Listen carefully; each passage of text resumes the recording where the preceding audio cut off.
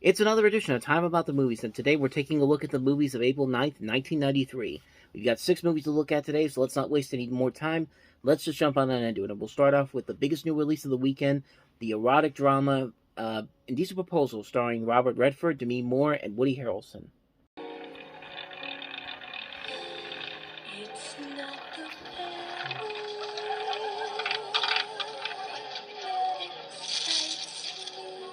Excuse me?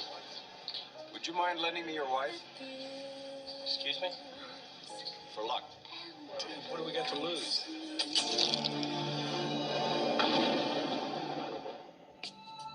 I got money, I got security, I have businesses, but you have something that I just don't have. Well, I guess there's limits to what money can buy. Not many. Some things are for sale, Such as? but you can't buy people. So what are you saying? You can't buy love? That's a bit of a cliche, don't you think? It's absolutely true. Well, let's test the cliche. Suppose I were to offer you $1 million for one night with your wife. David, I think you want me to do it. Why, do you want to do it? No. But I would. I'd do it for you. Think about what this money could do for us. What it could do for our future. It's just my body. It's not my mind. It's not my heart. You might enjoy it. Don't bet on it. And if you were mine, I wouldn't share you with anyone. It was sex, David. Just sex, not love. Just sex.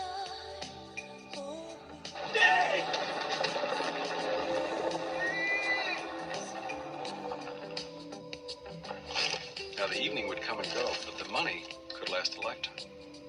Think of it. $1 million. For one night. So this comes from Adrian Lyne, the director of Fatal Attraction and Jacob's Ladder. This is actually a return to a box office success for him after Jacob's Ladder was not a big hit, but I would still say Jacob's Ladder is a better movie than this particular film, but I do really like this movie a lot. I like the idea of it. This idea that this couple would be interested in this billionaire who basically gives them $1 million, who says, hey, I'll give you $1 million if you let me spend a night with your wife. And it sounds like a topic that you would never even think about, but honestly, the more and more I think about this movie, this is actually kind of a movie that feels like it's ahead of its time. It feels like a movie that back then nobody would ever admit to even thinking about that, but nowadays when you see the way kind of the world is, I would think most couples would probably look at this and say, we'd probably never do this, but hear me out. Let's just think about this. And it is kind of an interesting topic to talk about with this movie. It's a very intriguing idea. It's a very interesting situation. And the performances in here are overall very good. Woody Harrelson and Demi Moore are very convincing as the couple. Robert Redford is very good as this billionaire. There's a lot of genuinely good little twisted turns here and there about where the story goes and how this is going to end up playing. And it's a movie that really, I think, is a lot better than a lot of people would have given it credit for, because it did not get good reviews at the time. In fact, when the movie came out, the year after it came out, it was listed at the Razzie Awards as the worst picture of the year, which, when does anyone take the Razzies seriously? These are the same people that just basically take a movie that was that's either a notorious bomb or stars people that they don't like and just say, that's the worst movie of the year, when there are far worse movies that came out in this year. And let me just give you an indication of the movies that were nominated in this list. There was also Cliffhanger, which we'll get into that one eventually, Last Action Hero, Sliver, and Body of Evidence. Now, of all 5 of those movies, one of those movies was downright terrible, and that was Body of Evidence. The other ones, they range. We'll get to those when we get to those ones eventually. We've already covered Body of Evidence, but yeah, that should pretty much tell you how much the Razzies don't really care about being consistent, or not even consistent, about actually looking at the worst movies of the year. They're just looking at the movies with the biggest names, and they're just going off of that, which, yeah, bottom line, nobody ever takes the Razzies seriously. But this movie really is not that bad. It's a movie like I said, it's not the best movie that Adrian Lyne has directed, but has a lot of intriguing ideas. It has a lot of very interesting scenarios that, again, people back then probably wouldn't even thought about. But at the same time, but nowadays it's like, well, this isn't the craziest thing ever to think about. But yeah, it's an interesting movie. I think it's a very interesting movie. One that kind of holds up over 30 years later. It's a movie that I think a lot of people should generally look at again, and you might be pleasantly surprised by what you see by it. It's a fun little movie. It's a very decent movie. It's a decent drama, great acting all around, and a great plot to work with. It's a pretty good film overall. I'd say I definitely recommend it, but don't expect something don't expect something on the other lines of some of Adrian Lyne's best works. I'm just saying. So that's Indecent Proposal. Now let's get to the next movie, which is easily the best new release of the weekend, and that is the family classic, The Sandlot. I know you're smart, and I'm proud of you. I want you to make some friends this summer. Meet Scotty Smalls. Kale, get it! The kid is a L7 winning. My race is over. Man, this is baseball. You gotta stop thinking. You just have fun. Climb trees, hop fences, get into trouble. Just stand there and stick your glove out in the air. I'll take care of it. Now he's in Yeah! All right! with the coolest guys in the neighborhood. They've got the look. Wendy Peppercorn. Wow. Hey, girls. They've got the moves. They've got the rap. Blockhead. Geek. Jerk. Idiot. Moron. You bought for apples in the toilet. And you liked it. You play ball like a girl. I got it! Oh, no. But something else has got their ball. That wasn't my ball. Dad's father gave it to him. Babe Ruth signed that ball. We gotta get that ball back. Got any bright ideas? Initiate retrieval section number 1. Power connect. Come on, homie, it's heavy. Now. Fire! You gotta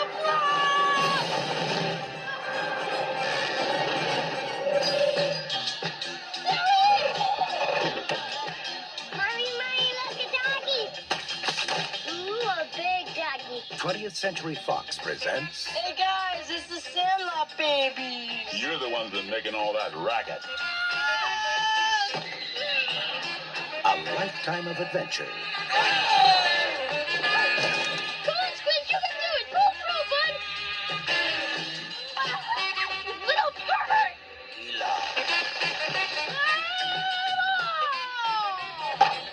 The Sandlot. A little piece of paradise, a half a block wide, and a whole season long. Scotty, have you made any friends yet? Oh, I'm sorry, Mom. It's interesting. This movie, I watched this movie a long time ago. I really didn't get too invested in it.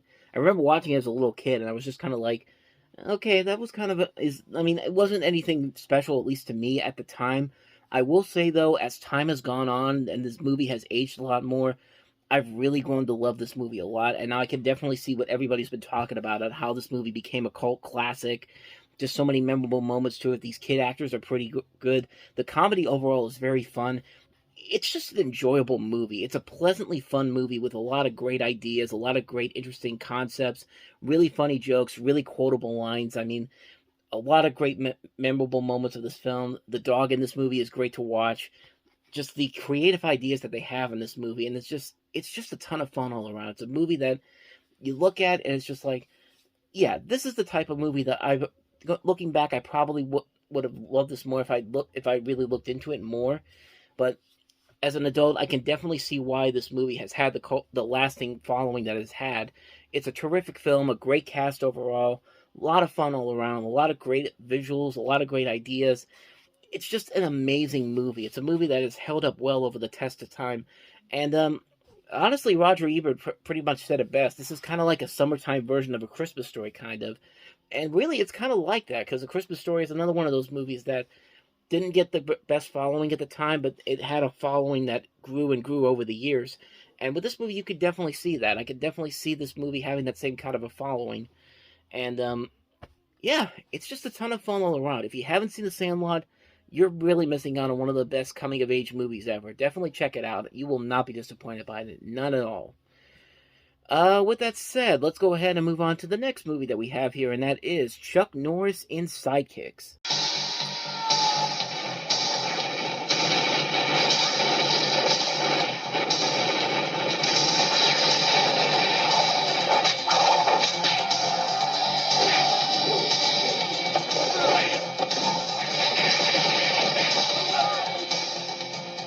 Thanks, Barry. Thanks for helping me out again. That's all right, Chuck. That's what sidekicks are for. I've had talks with him about the daydreams. He's made up this world where he can be, Chuck Norris? he says they're sidekicks, that they do things together. Barry is only a winner in his dreams. So where's your friend Chucky now, retard? Now, there's someone I want you and your dad to meet. But hope is coming his way. That is your first lesson. You must always be ready. I will help you learn what you want to know. You will work with these an hour each day. If you make a mistake, they will sting you.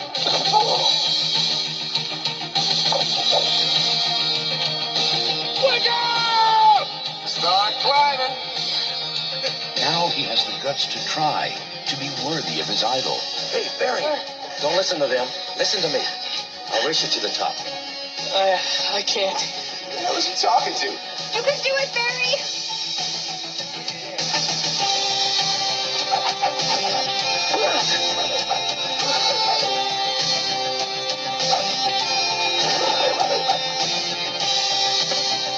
Barry. We always seem to meet this way. It's not going to be so easy this time. Do you want a real shot at me? Karate tournament? If you're not too chicken. Why don't you just quit now to avoid the embarrassment? His hero is about to step out of his fantasies I am Chuck Norris. and fight at his side. Why don't you and I go win this thing, huh? A dreamer, a champion, an unbeatable team. Sidekicks. Yeah, this is a weird concept for a movie.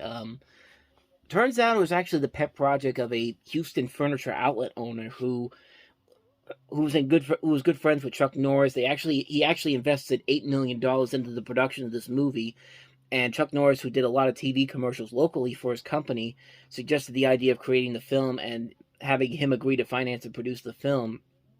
And it's a crazy idea. I mean, this kid, I mean, there could be some fun with it, but just the script overall, it just eventually turns into a Karate Kid knockoff, and you can see it at the end of the trailer that it is pretty much a Karate Kid knockoff, and not a very good one. It's just like, it's got some good actors to it.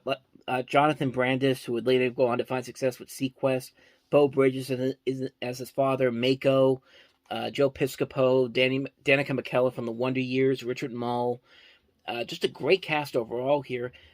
Where the movie, I think, starts to lose me is that when Barry has these fantasies, like, you would think that, okay, he's a teenager, he should be having fantasies about the teenage girl of his dreams, but no.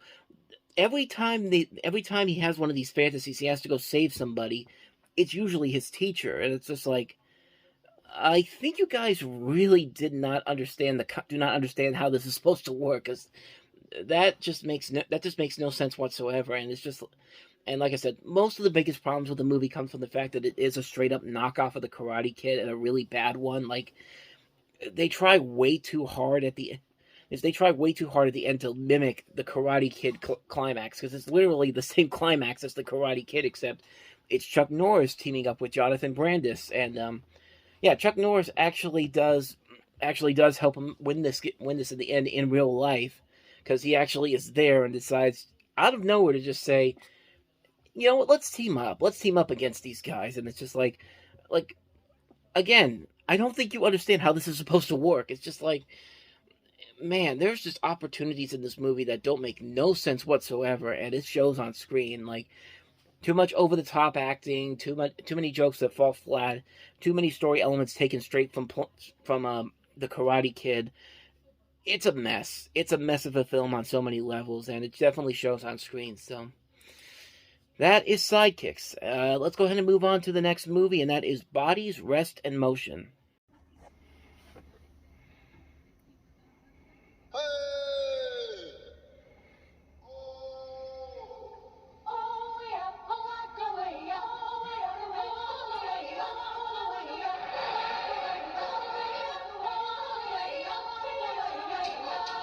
We're gonna move Butte, Montana.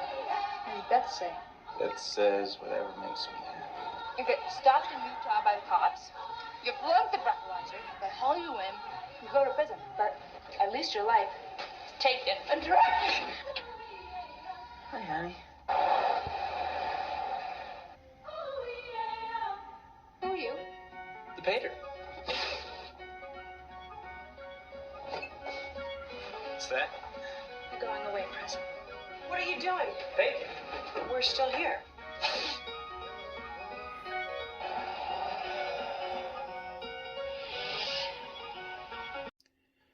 So this movie basically follows four friends who are interested in the relationships they have and changing their own lives, but along the way their interests in life and each other start to change. You got Bridget Fonda, her father Peter Fonda in this movie. You also have Phoebe Cates, Tim Roth, Eric Stoltz, Alicia Witt. That's pretty much all I know about it because I have not seen this movie. I can't really comment on it too much. This director, Michael Steinberg, has actually done some other works, and they range. Like, they're varying in different things. Like, you have, There's Something About Mary. He was one of the producers on that. And then he goes on to do Wicked with Julia Stiles. Not the Wizard of Oz Wicked, but a thriller called Wicked. And then he does The Cave, which was the notorious 2005 thriller. And then Hell Ride. So you've got this guy who's done so many different movies. And, I mean, I don't think this movie could be bad. I think it actually has a lot more good to it. But again, I can't really comment on it too much because I haven't really seen it. So it's something I have an interest in, but it's not something I'm going to rush out to see very quickly. So that's Bodies, Rest, and Motion. Now let's move on to the next movie that we have here, and that is This Boy's Life.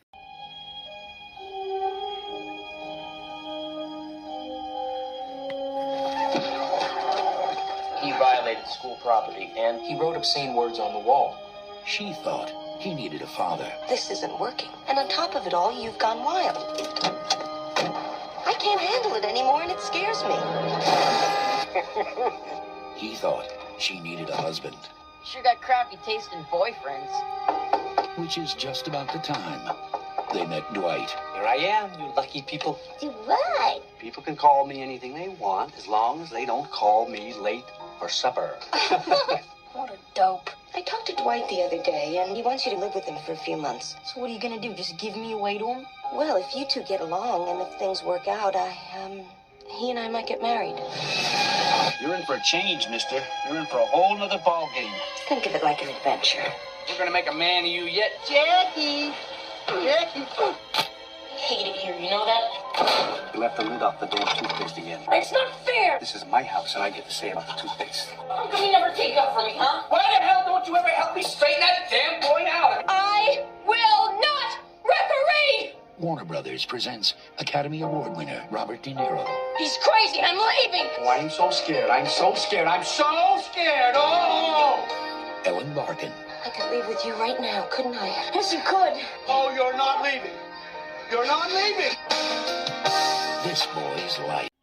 So this is a movie I never even heard of, even though it has a great cast to it. I mean, not only do you see Robert De Niro, Ellen Barkin, you also see Leonardo DiCaprio, one of his early film roles, but also Elijah Dushku's in this, Chris Cooper, Carla Gugino, Kathy Kenny, Tobey Maguire, one of his early film roles, Garrett Graham.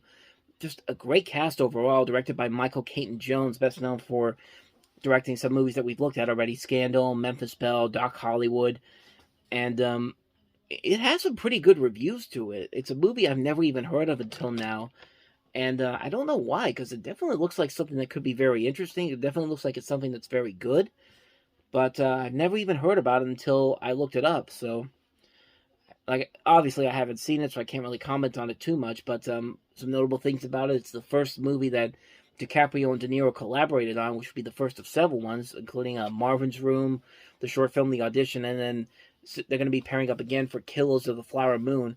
It's actually the first collaboration of Maguire and DiCaprio, who've worked on a couple films, Don's Plum, and more recently, The Great Gatsby.